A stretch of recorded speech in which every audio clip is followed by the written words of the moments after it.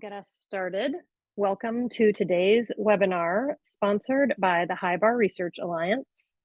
I am Tessa Hill, Associate Vice Provost of Public Scholarship and Engagement at UC Davis. I am your moderator today for today's event.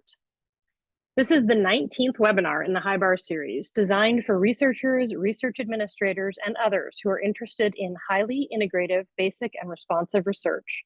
The previous webinars are available for viewing on the High Bar website. For today's webinar, let me give you a little plan of how we're going to approach this. We'll begin with a brief overview of High Bar itself by Lauren Whitehead.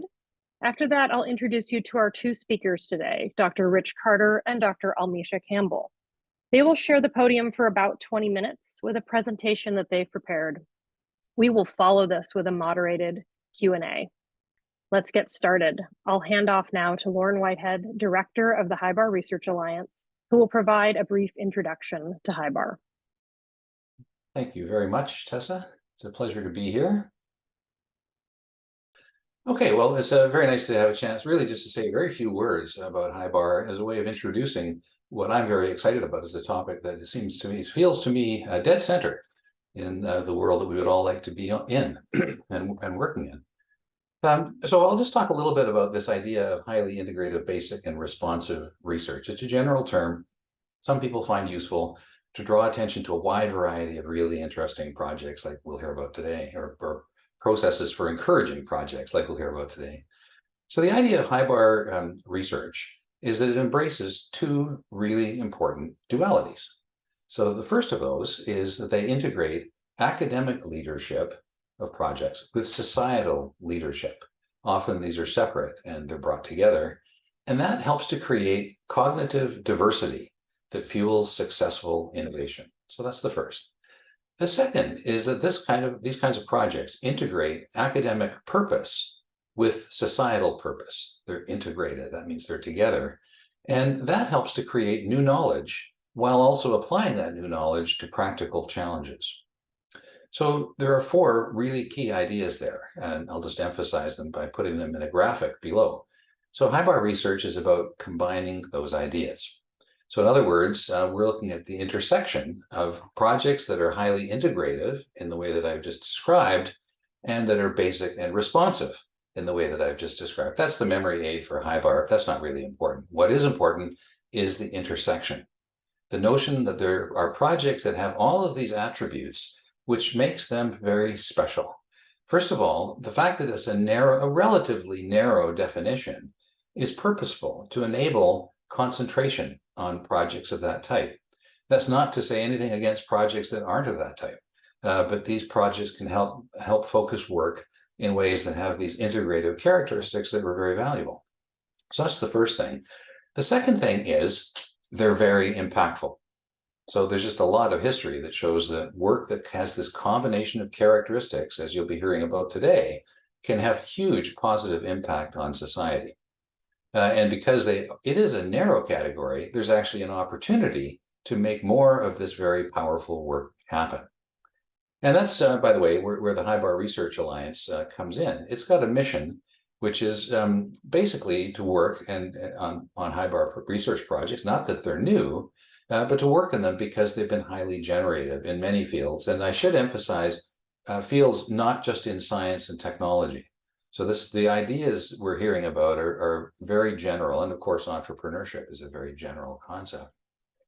But anyway, they've unfortunately have had a tendency to be relatively uncommon in universities. And so there are numerous efforts underway, which you're about to hear about today, to address that, or various aspects of that problem.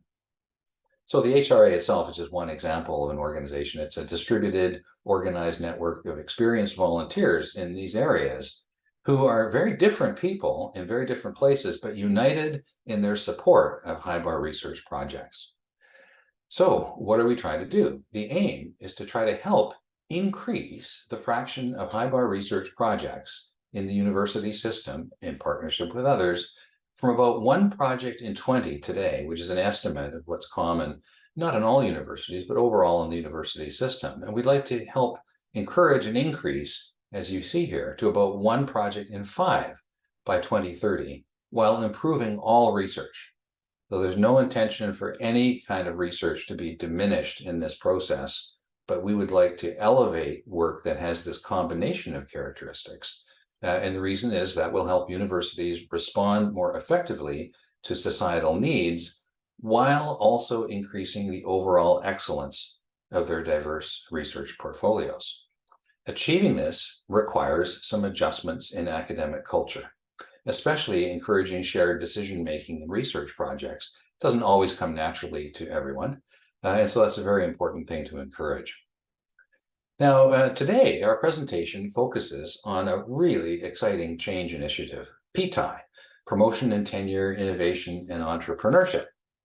So we're going to hear how about the concept of culture change, which is at the core of making that work. And I think this is just a great example of a change initiative with the dual benefits we talked about, encouraging the modern practices of use-inspired basic research while making the promotion and tenure system fairer and better. So PTI improves numerous aspects of research itself by significantly increasing the directly accessible pool of knowledge, enabling a wider range of valuable decision-making processes, boosting creativity through the integration of diverse perspectives, thus improving morale and engagement of the team, and lastly, encouraging future successes in what we hope and believe will be a self-reinforcing cycle. Well, I am really looking forward to today's presentation, and on that note, I will finish and stop sharing. And Tessa, hand back to you.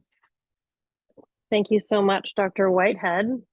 So as we just learned, today we get to learn more about the history and creation of the Promotion and Tenure, Innovation, and Entrepreneurship, otherwise known as PTI effort, a nationwide coalition of U.S. institutions and stakeholder organizations. Dr. Rich Carter is a professor in the Department of Chemistry and faculty lead for innovation excellence in the Office of Research at Oregon State University. He is the principal investigator of the NSF-funded program that led to the creation of the PTI effort, which we will hear more about in just a moment. Dr. Almisha Campbell is the Assistant Vice President for Research and Economic Development at Jackson State University. For over 10 years, she has served as the Director for Technology Transfer and Commercialization at JSU and continues to manage the intellectual property process from triage of invention disclosures to commercialization. Thank you so much, Dr. Carter and Dr. Campbell, for being here today. I'll hand off to you now for your presentation. Thanks, Tessa, and thanks, Lauren, for that great introduction. And it's great to be with you. I'm going to share my screen now. If you just give me 1 second. So as Tessa mentioned, I'm Rich Carter, and Almisha, do you want to say hello as well? Hi, everyone. Thank you so much, Almisha Campbell, as was mentioned earlier. So we're here to talk to you today about something that both Almisha and I are really passionate about, known as valuing innovation and entrepreneurship impact within promotion and tenure. And so I'm going to take, as is mentioned, maybe 15, 20 minutes to go through this. And Almisha and I often do this together, so we'll kind of jump back and forth. So it's really helpful to kind of start from the beginning. So this whole effort was created by a grant from the National Science Foundation back in late 2019, I believe. And it's focused on the inclusive recognition of I&E impact by faculty. So if you've not heard I&E before, that simply stands for innovation and entrepreneurship. It's a pretty common term. It's used widely in this area. So one of the very first things we did when we were awarded this grant is we created a coalition of universities all across the country. This slide's a little bit dated. I really do need to update this. It's I believe, over 70 now. Universities all around the country. And the reason we did this is we thought it was really important if we were going to start identifying best practices, suggested language, metrics, and process reforms for addressing these issues in faculty promotion cases. We needed to have as many voices at the table to have those conversations. And so that was how PTI got created. And one of the things that's really important, Lauren did a great job of already alluding to this, is that there are many evolving forms of impact that are happening in universities today. HighBar is a wonderful example. PTI is another one. The Community Engaged Scholarship is another one. There are many, many others. Is that it was really important to us from the very beginning that we weren't trying to fight against the tide or not work collaboratively. And so it was really important that we identified concurrent efforts of reform that we could support to address bias within the process. And we'll talk about that a little bit more. The way these recognitions was created was collaboratively amongst all the institutions, as well as over a dozen nationwide stakeholders that came together back in 2020 to write these recommendations completely collaboratively. And so one of the things that we found early on when we talked about this is there's often a lot of misinformation and misunderstanding that can happen in this space. And so when we talk about this on institutional campuses, one of the things we like to start with is what is the intent of this effort? And so we're not trying to make I&E a required component for faculty. We're also not trying to dilute or raise the requirements for advancement. What we're trying to do is create a more inclusive academy. And so a term that was created, I believe, by Lori Leshin at the time, who was president of Woodchester Polytech. She's now head of the Jet Propulsion Laboratory in California, is broadening the bar for promotion and tenure to make it more inclusive. And so I love that language because it gives a very visual example of what you're talking about here. I started as a basic scientist. Both Almisha and I are very passionate about supporting basic science research. We're not trying to reduce or remove the importance of that in any way. But what we are trying to do is create equal representation for other areas of scholarship that are not currently valued under the existing paradigm. Another thing that's a pretty common misconception is a lot of people think if universities are going to support I&E, the goal is to make faculty into business people. That is absolutely not true. We view faculty as the talent and idea engines of the innovation economy. What we are trying to do is support faculty that have a desire to seek impacts beyond the grant and publication paradigm.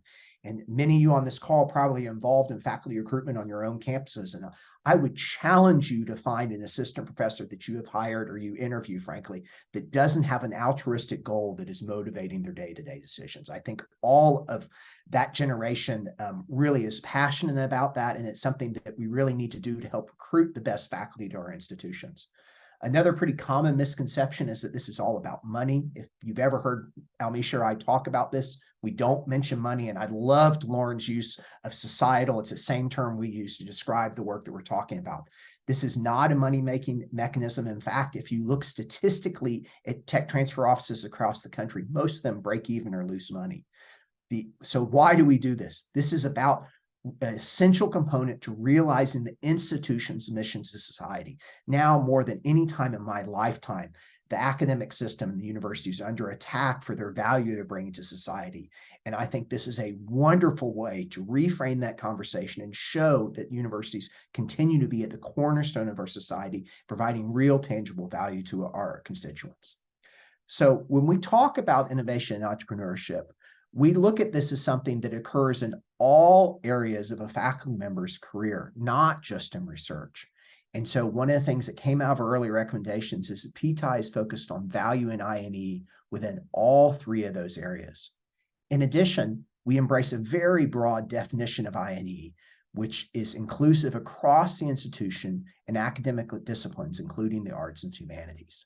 And so one of the things you're going to see throughout this presentation is we're going to talk about strategies to help you accomplish goals around changing the culture on your campus. And one of the things that's really important are the things that we have on in here. Some of the early mistakes that were made before PTI is a lot of people used to talk about adding what was referred to as a fourth bucket. So you would make innovation, entrepreneurship, or another category as a fourth bucket. While the intent is very noble and good, what often happens is faculty feel that is more work, and that creates a negative connotation. The other thing that often happens is that faculty feel left out when you talk about innovation and entrepreneurship because they naturally go to a relatively narrow perspective of looking at this maybe through only an engineering college. And so this is something that we really want to emphasize that grows across campus. And if you look in our recommendations, we have examples that specifically reach into the arts and humanities for that very reason. So another thing that we find really helpful is when you look at this topic, we look at this through the lens of the pursuit of knowledge as a core value of all universities. And it's that freedom that enables discovery. Unfortunately, the reality on, I would say, most campuses in the United States, and I would say globally even, I&E-informed research is often not valued at the same level of other areas of research. The problem that's created by that is it creates a paradigm in which the pursuit of knowledge is actually retarded by that culture, that you're not actually protecting this core value of a university, because faculty members, when they get to a decision matrix, they've had this breakthrough discovery and they have the opportunity to have real societal impact. And they know that it's not coupled with the promotion and reward structure that they exist in their current university. And so they often choose the less impactful way. And our community, our society is penalized for that, is hurt by that. And so we think this is a really important approach to taking it. And we find in particular this slide and the other slide that I showed you about kind of what this is and what this isn't is really helpful for conversations with faculty senate. And we'll talk more about that more in a minute. So one of the things that we're really proud of is a lot of this work has been published in peer-reviewed journals, really important when you're trying to convince people of change. And if you were to read just one paper, I think Almisha and I's paper in Science is probably a pretty good one. We were really fortunate enough to be featured in Science back in 2021 and actually called out on the cover of the journal that issue. And it's a great paper that talks about what we've done in here. And you can read these other ones. I should also mention, I've told Michelle that these slide decks will be made available to all participants. So if you'd like to have this slide deck for your own institutional conversations, you are more than welcome to have it. And if you don't get it, just shoot me or Almisha an email. We'll be happy to share it. So let's get into those recommendations. And we're going to go through them very briefly, so we'll have lots of time for questions. I'll talk a little bit with Almisha's help on kind of what we're doing now, but let me run through the recommendations. There are 4 of them. First one is university-wide language that links the evaluation of the faculty member to the mission, values, and goals of the university, and further connects that faculty member's contribution to broader societal impacts. When we were developing the recommendations back in 2020, this was the topic that it took us maybe 15 seconds to come to consensus on this. Everybody said this is a obvious connection point that we needed. But if you go back and look at your own promotion and tenure guidelines, you'll often find this very obvious connection is missing in those guidelines. And this allows you to explain how that work has impact on your campus. The second recommendation is specific innovation and entrepreneurship metrics to allow you to evaluate this work in teaching, research, and service. And so we developed 6 representative subcategories. Within each one of those subcategories, we have a wealth of examples as to what those might be. Those subcategories are sponsored research, intellectual property, entity creation, use and licensing, I&E engagement, and I&E career preparation. One of the reasons for this collection of metrics to serve as I always screw up that word, indicator data for a narrative thesis of impact is this allows you to measure the productivity and the effectiveness of a faculty member at any point along the marathon. It's really easy in somebody who does innovation and entrepreneurship to recognize the success when their company has gone public or they've had a big drug launch or something where it's very obvious. What is much more likely for a faculty member when they go up for promotion is they're somewhere along that marathon.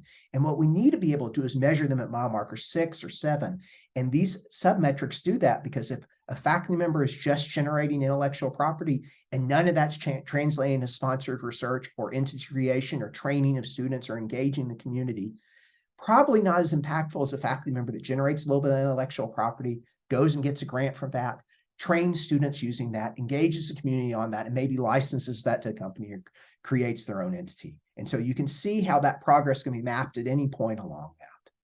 The third one is we found it's really important to give criterion-specific language for teaching, research, and service. And so we have specific examples in our recommendations for each one of those categories. And I should mention on many university campuses, they replace the term research with scholarship and creative activity.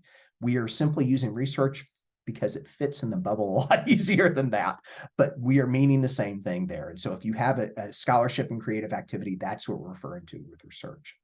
So the fourth, and in my opinion, the most important of all these recommendations is process reforms. One of the things that has been found through all the work we've done at PTI and before that is that if you just change university guidelines, you are extremely unlikely to change university culture.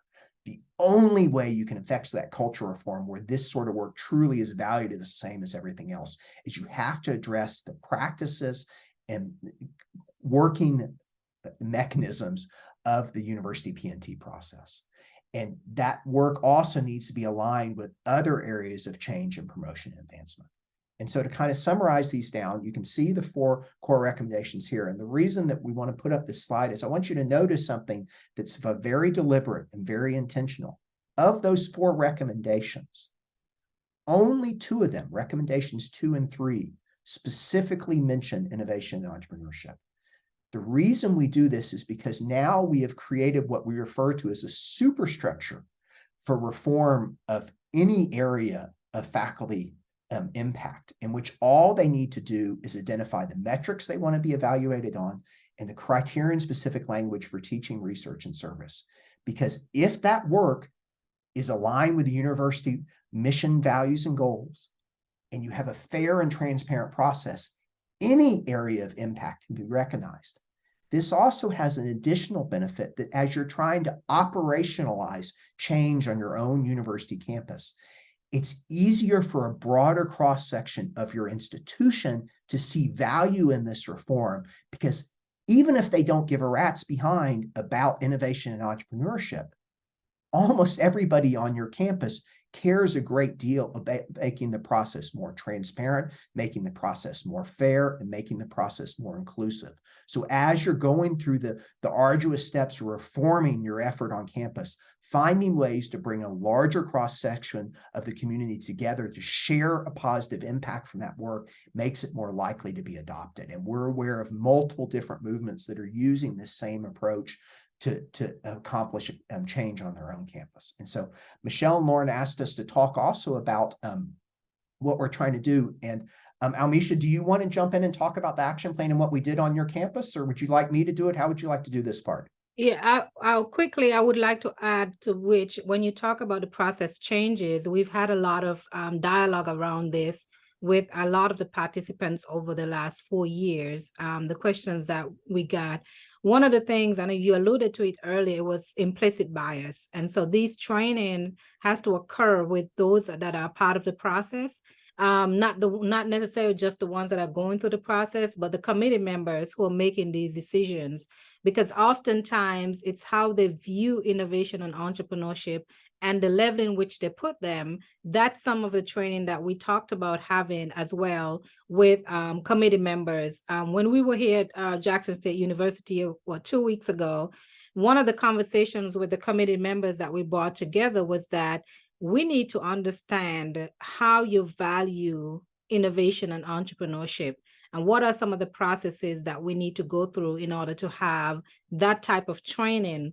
And oftentimes we said there are other resources. The training can be done, but there are often a lot of different resources on your own campus that you can go to. And one that is often overlooked, and maybe because of my own little bias, but the Tech Transfer Office, your economic development arm, your Center for Innovation and Entrepreneurship, they have already done the work in the background to assess these technologies. They've already assessed these companies. They've already assessed the type of work that you're doing, because they're uniquely involved in your process, and they have the information they can share with you as you're going through those processes. So that's something we made sure we talked about uniquely with every constituent.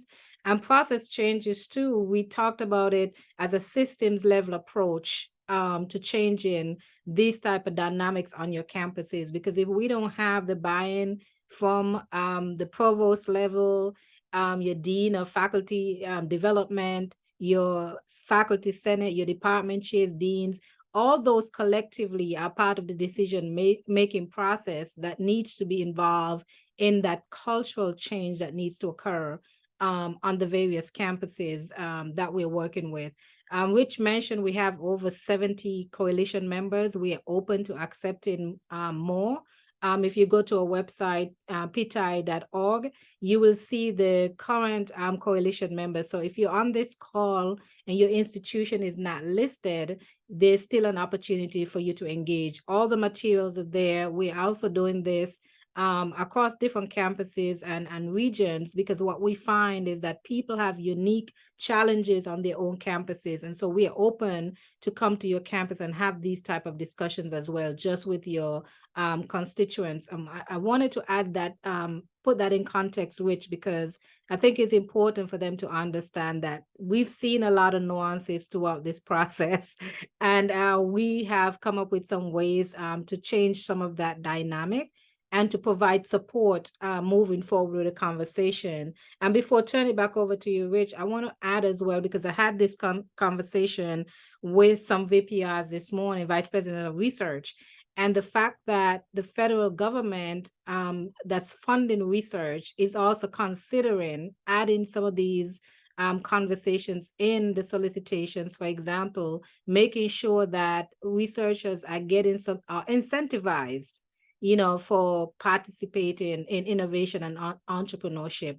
That it shows that our institutions also have to adapt and make the changes needed to get into that process.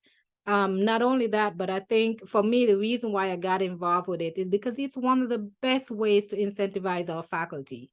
The faculty work very hard, teaching research service, they're mentoring students, they're engaging with industry partners to bring research opportunities to the institution. And oftentimes that is not measured or valued at the institution. So through this PTI process, that's a very strong case for why we should add these metrics to tenure and promotion.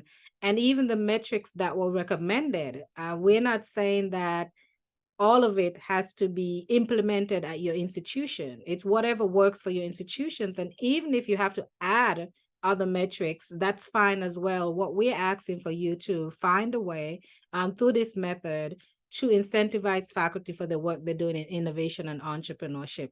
And with that, Rich, I'll pass it back over to you to go through this process of building the action plan. Thank you so much, Almisha. And I want to emphasize one thing she said. If you all are aware, NSF created a new directorate just last year called TIP, Technology, Innovation, and Partnerships. And they recently had a solicitation known as ART, which is Advancing Research Translation. In that solicitation, there is a italicized paragraph that specifically mentions that one of the criteria for evaluation is your ability to recognize faculty work in this area regarding their promotion and evaluation for tenure. And so this is a real push from the national agencies to really encourage universities to do that. So we're here to help you. And so what Almisha was alluding to a few weeks ago is we actually had on the Jackson State campus our first, I guess you call it pilot, if you will, of a workshop that we now do, which is on how do you build an action plan for your campus, and that we go through the kind of 3 phases we identify, kind of the initial planning and alignment. Do you have your upper administration aligned? Do you have documented evidence your faculty needs this? Do you have an innovation fellows on your program on your campus where you have representatives from each area of your campus? So if you have multiple colleges, from each college or from many of the departments, in which they can take things that come from the central upper administration level and translate it out into the departments. We go through getting all those things lined up. If you had conversations with your faculty senate, which we strongly recommend early, and then go through the process. Okay, now you're ready. What's the process for doing that actual change? What are the steps you take?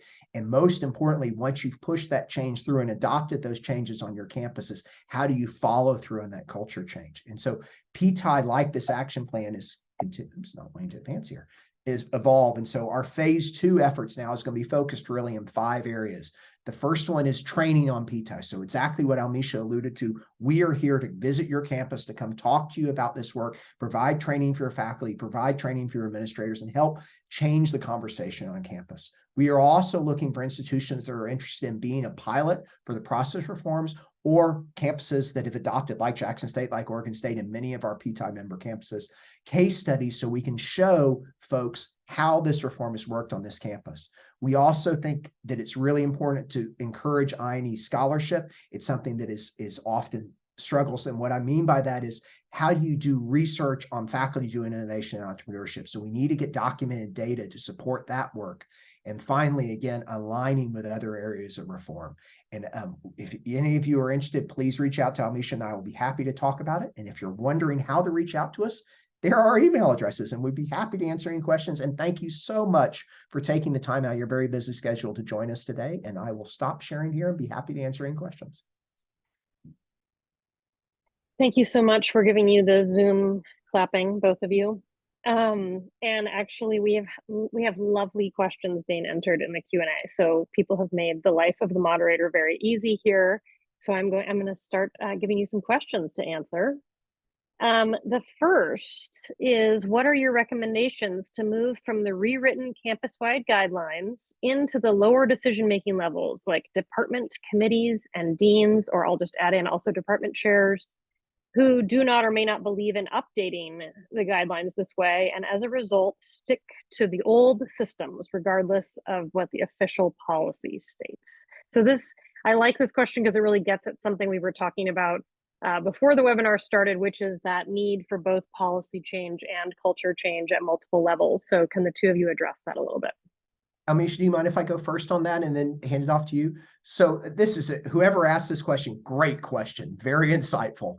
And so one of the ways that we recommend addressing that is you cannot take just a top-down approach and you cannot just take a bottoms-up approach. You need both.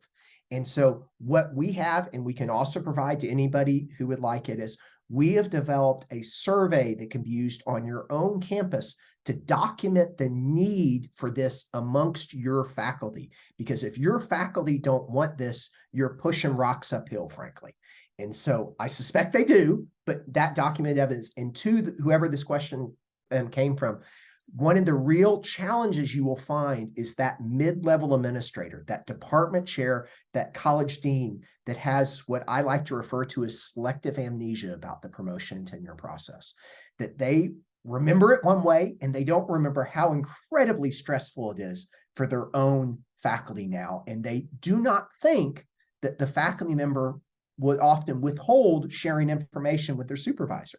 And so Amish and I both have had this experience where you will talk to a department chair or dean where they'll make comments, I'll leave it at the word comments, that their own faculty are not interested in this. And then I had a case where I had this happen in that same department that very day. A female assistant professor had written to me saying they were interested in it.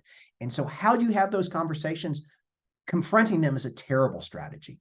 But if you can share with them data that is anonymized, that comes across campus, it's a non-threatening way to start help changing that conversation. The other thing is, because this is a nationwide movement, which has been peer-reviewed, funded by the federal government through the National Science Foundation and published in quite prestigious journals, the faculty often feel a great deal of comfort in knowing that it's gone through a traditional process. The other thing to point out to them is that the funding world, now Misha did a phenomenal job of talking about this. The funding world is changing. And if you want your faculty to have access to this full suite of new funding opportunities, you need to support them in this. And there's a great paper by Paul Sandberg and collaborators out of what is now the National Institute of Inventors, published in PNAS about 9 years ago now, where they show faculty that engage in innovation and entrepreneurship actually publish in higher impact journals. Their work is more cited, they get more funding, their students are better trained, they get better jobs, and they win more awards. So many of those traditional metrics that we all use, there's documented evidence that that happens over the longevity of the career. The problem is that career slope or that career trajectory is going to be a little bit different for somebody who does high bar research or somebody that does innovation and entrepreneurship, because they may not have 8 papers, they might have 7 papers or 6 papers at that time, because they've had to spend some of their time on some of these other areas of non-traditional impact. And so we think those are some of the tools to help you with that. Amisha, please, I don't mean to monopolize that answer. Go ahead. Oh no, that's right in line with some of the things I was going to say, but I would add to that too. It's to me, one of the things I did very early on was try to identify three different groups of people, right? Who can be my campus champions or ambassadors for this process? Who's going to be my saboteurs? And then who are the people that I need to convince harder because of a lack of information, are they not engaged in the process? So I bucketed those 3 groups together, and I decided I was going to leave my saboteur to last because I needed other people, with the information and the data to handle that process along with myself rather than me going it alone. And so the first group of people, of course, were more of the junior type faculty who some were on tenure tracks, some were already, tenured, but also doing a lot of innovation and entrepreneurship. And then some of them were the faculty that were already doing some of this research. They'd already gone through the process. They're senior level, but they also serve as mentors to the junior faculty. And they're having those conversations with them over time. So where we were able to even find additional ammunition, for lack of a better term, to, go and have those conversations with who we would consider the saboteurs. Looking at the different levels, and Rich and I, when we're in person, we would, kind of pull out how we talk to a provost versus how we talk to someone on the faculty senate. And for me, I thought the faculty senate was going to be the hardest group of people to deal with. But once those champions and ambassadors were embedded in the faculty senate, they were able to have those conversations prior to me coming in and having that overview with the faculty senate. So that was easier than I initially thought. But there are different angles and different ways. You have to know the people on your campus. You have to know what's important to them. And then you drive the conversation based on the resource, like Rich said. Oftentimes when someone from the outside comes in and tell your folks that this is great, that's oftentimes where you hear them go, oh yeah, we're on board, right? So think about those different angles and different tactics that you can use based on what you know of those key people on your campus. It's wonderful. I love that description of your theory of change. There is lovely. I'll just note verbally that we're getting a few requests in the chat to make sure that we send out slides, the paper that you mentioned, and the survey. And we are planning on sending all of that out. So if you were waiting for us to confirm that, you have your confirmation. And I'll move to another question. This is a great one. Annotated CVs are increasingly viewed as a valuable tool for supporting inclusive recognition so that faculty members can describe their contributions in a way that's meaningful for their particular work. Are annotated CVs helpful in these PTI efforts? And if so, have you faced any resistance to adopting them as part of this process? Yes, they're wonderful. And no, we've not faced any resistance. Almisha, do you have more to say there? Exactly. That's a great suggestion. Yeah, no resistance so far, and hopefully none. And one thing I might add there is one of the things that's really helpful if you're not familiar with on your own campus, I don't know where folks' roles are, is personal statements are something that are pretty widely varied across institutions. And so looking at how your personal statement is structured on your own campus and making sure that aligns with supporting the goals of change that you're wanting is really important. I remember one institution which had no page limit and it was spread over like 3 different sections of the dossier. And I was like, could you make it more difficult for people to convey what they're trying to do? So I think oftentimes that personal statement is maybe a more concise way, but I think having the supporting data in the CV is incredibly helpful. I think annotated CVs are awesome. Great. So the next question actually is very similar to a question that I was going to ask. So I'm gonna merge my question and this attendee's question. So if you think about your own campus or other campuses that seem to be getting traction for promotion and tenure reform, can you point to specific aspects that contributed to positive change? So there are some characteristics of universities or structures or people where this change is happening faster than others. Do you want to take it first, Almisha? Actually, I'm not sure if I see much of a difference. It depends on the work that's going back. And I think the people that were part of the coalition and actively engaged in the conversations that we were having over Zoom in the middle of the pandemic, those people were able to have a little bit more traction on their campus because they had put in, a couple of years of work going into the process. Also, those that were already having conversations about it, but didn't know, how to implement or some of the metrics to be used, those were ones that I found that were easier to have a conversation with. On my campus, because we were already talking about innovation and entrepreneurship and placed that on our strategic plan and how we can incentivize faculty, then with the PTI, that became something that we realized could be an easy way for us to meet that metrics for the strategic plan. But Rich also has, his own that he went through on his campus where he had to do, I think learn more than he even thought he would learn from his own campus as he went through the process. Because, frankly, if you're leading this project, you would think that your university would be the first to adapt. and which learned that and came out unscathed a little bit, I think. Yeah. So I think that's really good. Maybe to answer the question a little bit differently, just a different angle, campuses that have struggled with this, the most common, and I can't think of an exception, have avoided the conversation with the faculty senate to the very end. And that is often the biggest mistake we see. And you can understand why. Can you imagine if you're the faculty senate, which views governing this and P&T is one of the most precious things in that topic, if you were left to the end of the conversation, you would probably not be really supportive. And so I think that universities where they're able to bring faculty senate into the conversation very early is really important. The other thing, and Almisha did a great job alluding to this, is I think having elements in your strategic plan, so beyond the mission, values, and goals in the strategic plan. I know at OSU, it was a specific action in our last strategic plan. And so for those, as Almisha beautifully calls it, saboteurs, that was a great way to say, look, I'm sorry you don't feel this is a priority. It's action 15, tactic 3 in our current strategic plan. We are asked to accomplish this goal. We need to do that. That is, again, trying to find non-threatening ways for those conversations. For those of you who maybe have not heard this before, one of the things I like to share is when you're going to have a difficult conversation with somebody, it takes 3 conversations. The first conversation is getting to know each other and frankly staking out your positions. That's where a lot of difficult conversations stop.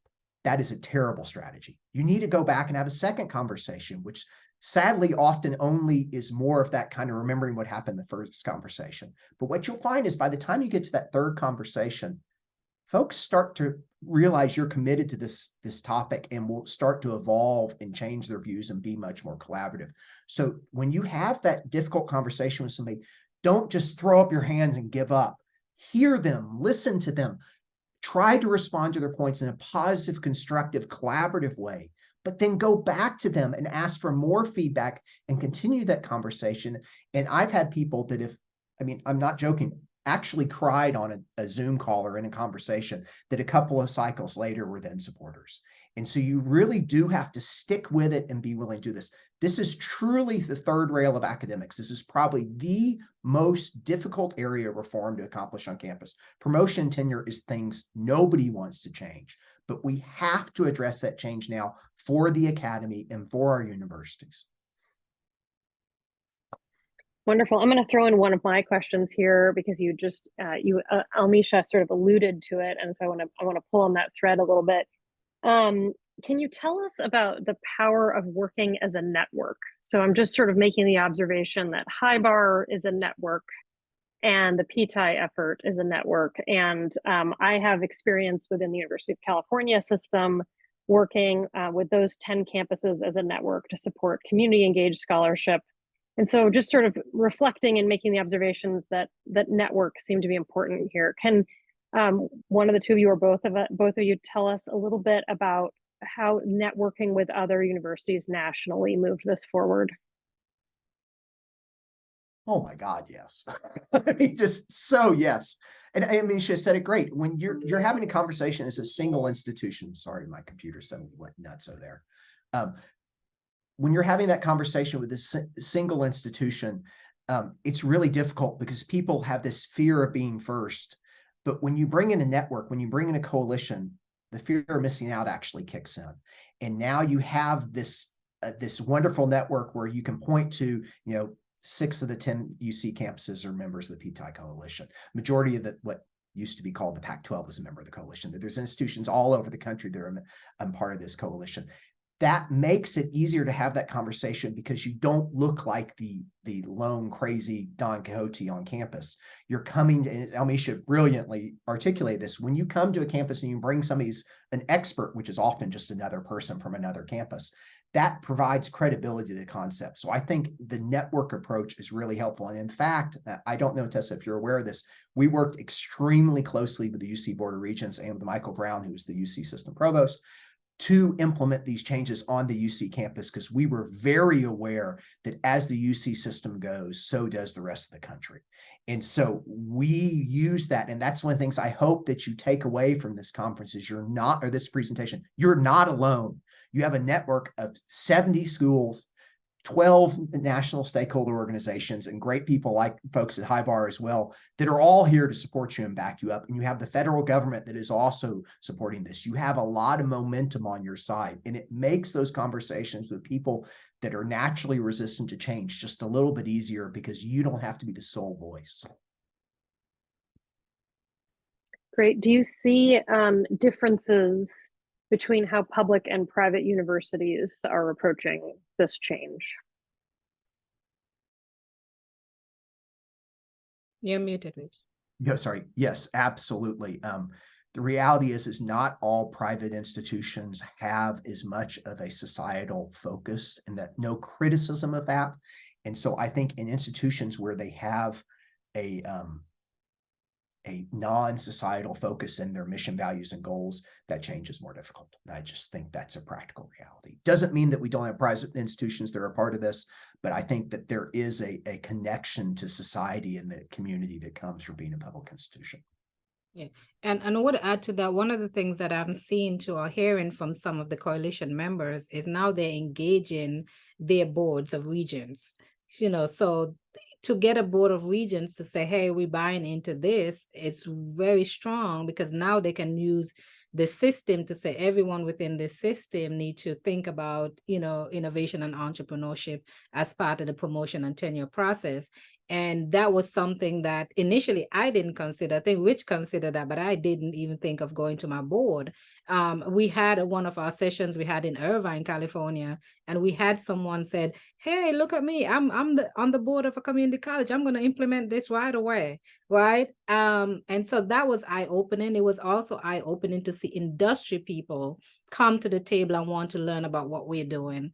And to see, hey, this means a lot to me as well, even though I'm not in academia. What can I do to support, these efforts? And I sneakily say, well, in your contracts, you can tell, the universities, if I'm going to give this university this money over a period of time, I want to ensure that this faculty has is getting, some sort of incentivization when it comes through the tenure and promotion process. Now, they may not do it, but it could be something that can have the conversations with the universities. And I think, to see those two different entities that we didn't initially consider now joining and coming to these conversations to learn more about how they can support the process. I think those are great things. It's important to remember 70% of STEM graduates go into industry. So the majority of your STEM graduates are not going into academics, but traditionally most universities focus on training, especially PhD graduates, to just be clones of their advisor. This is unhealthy, and it does not set those students up for success. For sure. So here's one I'm going to toss to Almisha first. Do these efforts also touch on intellectual property management issues at universities? And how can faculty feel supported when IP issues surrounding their research are being discussed at the university level? So we don't cover a part of the process so much the management of intellectual property, but we do give, in these discussions about what could be considered as part of the tenure and promotion process. When it comes to even the IP and the scale, nowhere in the process would it be disclosed, your intellectual property, unless it's already protected.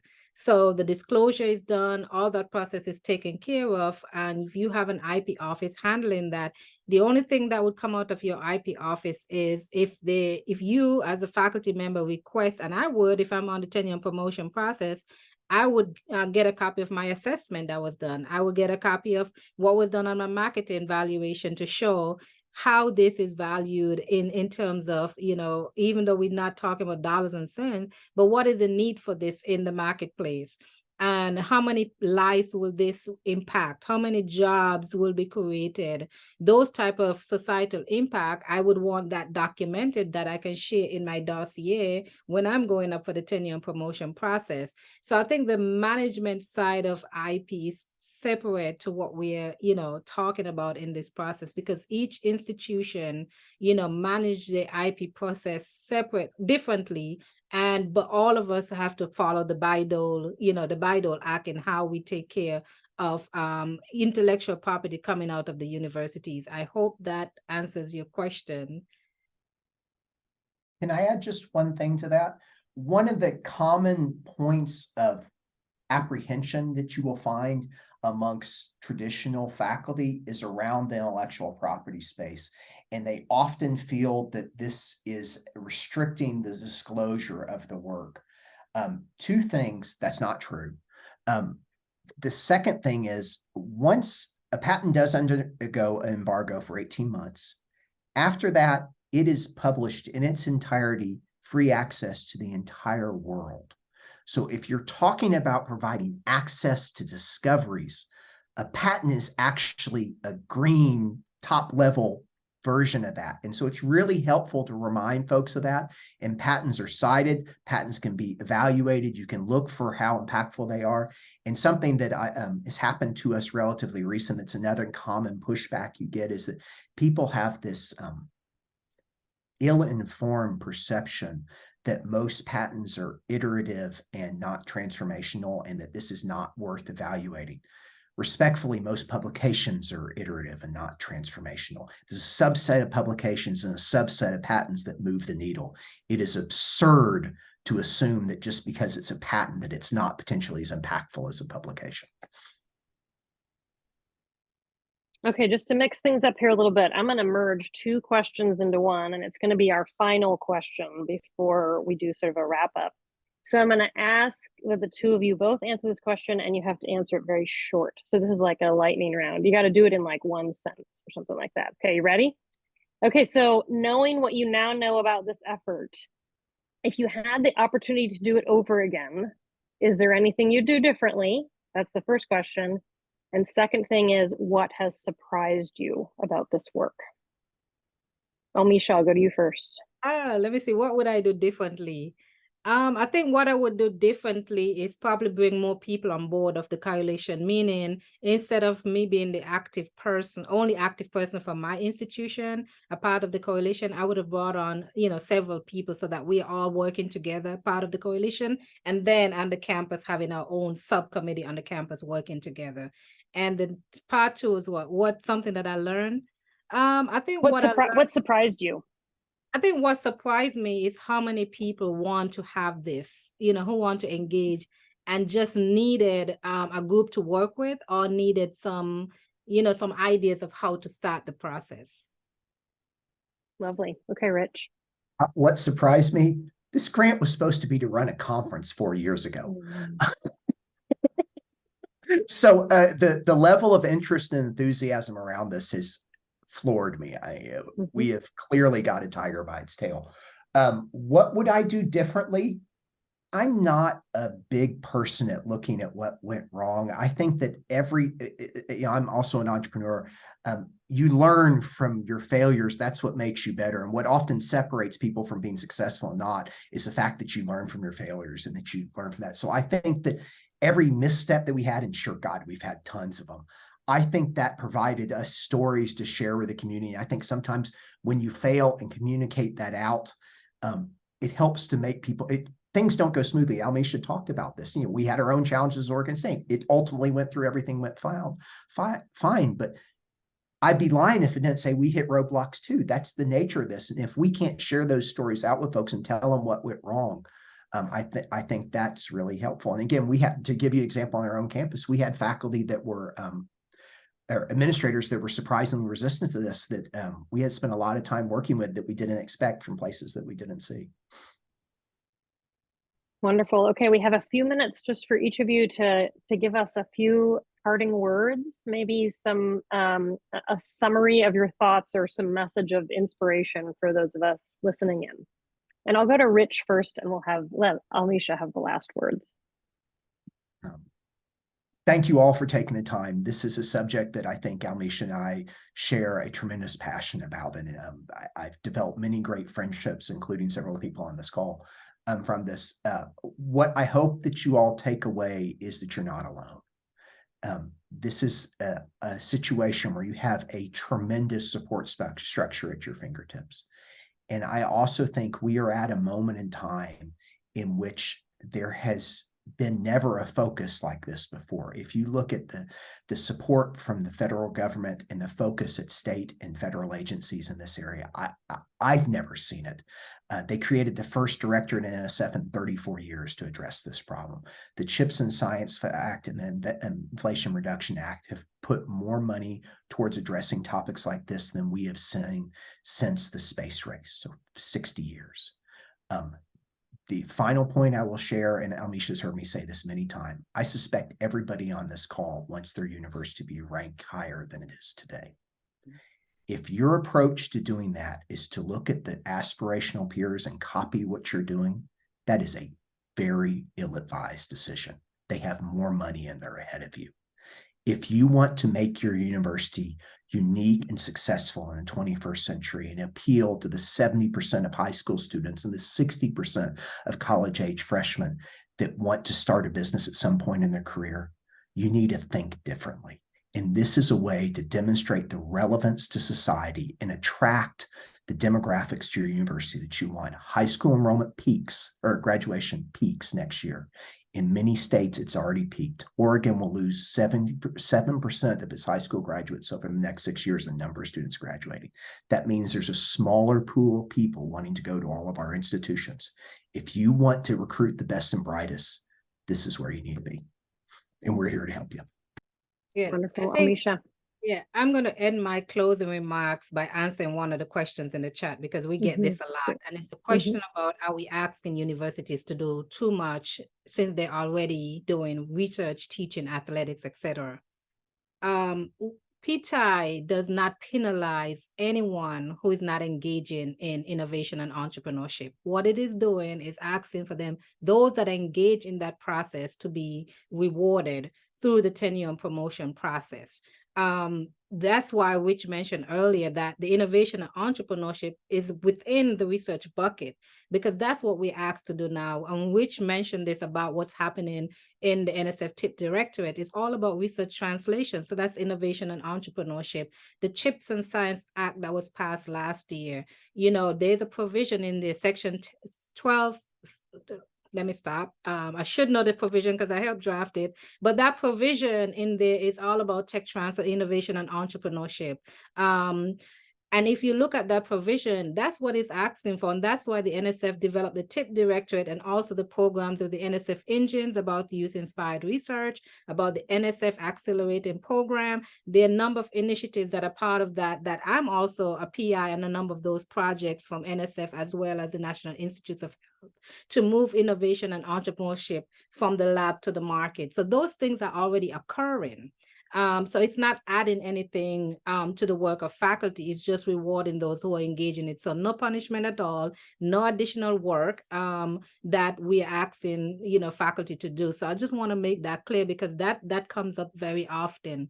I would say, for me, when I'm closing this, think about, I'm non-faculty, I'm also non-STEM. And I saw the value very early on when I got this first phone call from Rich Carter. I saw the value of it because I saw what faculty was already working on. I saw where the national funding trend was going. But I also want to add, not only is this a national movement, and I've been calling it a movement for the last 3 years, internationally, I have been asked for 4 different international countries to talk about innovation and entrepreneurship. Just came from Chile in South America. They're implementing parts of this in their IP law, not their policy on the campus, but in their IP law, in intellectual property law. I'm heading to Brazil in 2 weeks. That's a conversation they want to have with me as well. And then India. So we're not only saying do this because we want to give faculty credit, but we are saying this because this is something that we see value in and how that helps in societal impact.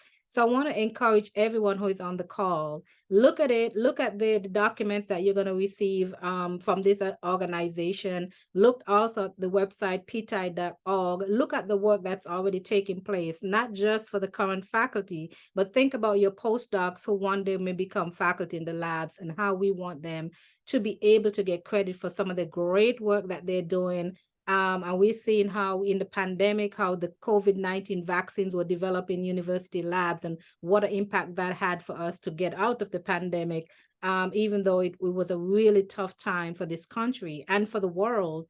And so we're saying universities more than likely, mine I know, cannot pay our faculty, all the money that they deserve. But at least through this process, there's some incentives. And that's why I'm really passionate about this. I'm passionate about it as well, because we're not going it alone. It's not two hacks walking around and say, hey, do this. It's a group of people across the country that are saying, we understand the importance. We need help. Let's work together on the best practices. Let's figure this out. There's some hard lessons to learn in the process, but working it together and coming up with this solution would be something that I think would change the dynamics of our campuses, as we say, moving us forward. Everyone is going to research one institution, but you can't go there if you don't have these type of activities, the incentivization of these processes on our campuses. And I'll stop right there. Thank you so much, Almisha. I'm going to be in trouble because I didn't end this webinar on time, but I did not want to cut you off because that was too good. So I just want to thank you, Dr. Carter and Dr. Campbell, again, and thanks to everyone who joined us today.